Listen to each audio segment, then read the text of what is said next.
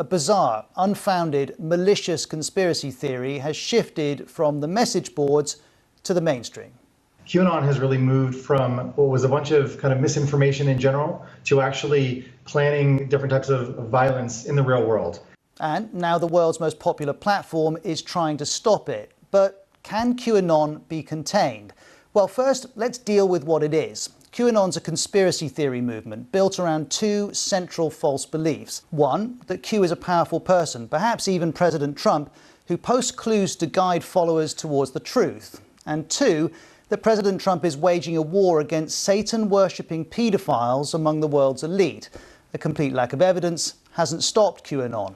It began on the message boards 4chan and 8chan before rapid expansion on Facebook, Instagram, Twitter, Reddit and YouTube.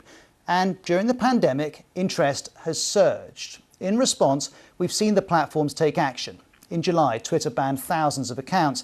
Now Facebook is doing the same. It says our dangerous organization's operations team will proactively detect content for removal.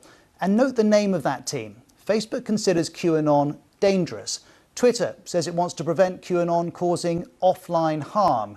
But what danger and harm are we talking about? Well, that brings us to the crux of this issue, how QAnon's misinformation connects to democracy and violence. Well, on violence, here we have the FBI in 2019 saying QAnon is occasionally driving both groups and individual extremists to carry out criminal or violent acts. One man barricaded himself to a bridge near the Hoover Dam with an armoured vehicle. Another shot dead a New York mob boss. He scrawled Q on his hand in court. There are other examples too. Then there's democracy, and in particular QAnon's impact on the US election. A great deal of people who are not particularly political may have been converted via Facebook or other social media groups, and now have very bizarre ideas about the Democratic Party. Certainly, QAnon is often visible when Trump supporters gather. It's also influential in protests against COVID restrictions around the world.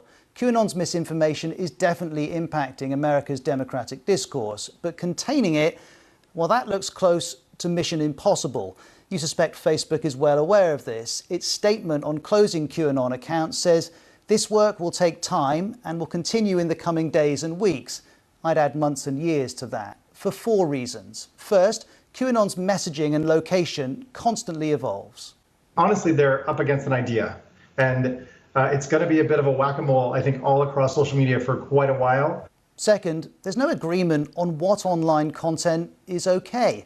In May, Mark Zuckerberg said, "I just believe strongly that Facebook shouldn't be the arbiter of truth of everything that people say online. And the internet is full of people saying things that are false. Whether it's realistic or even desirable to try and stop that is not a settled issue on Facebook or elsewhere online." Point three, well, that concerns the very nature of the web. This is the journalist James Ball. Across the open web, there are millions of sites, and it's much more complex tackling them. Clearly, the tech giants can do more, but we can't expect them to police the entire internet. And the fourth point is this. It became sort of a whirlpool of all conspiracy theories. It sort of collected other conspiracy theories about the Illuminati and the Kennedys. And the more that QAnon becomes a whirlpool, a catch-all for spiralling distrust in authority, the harder it is to contain.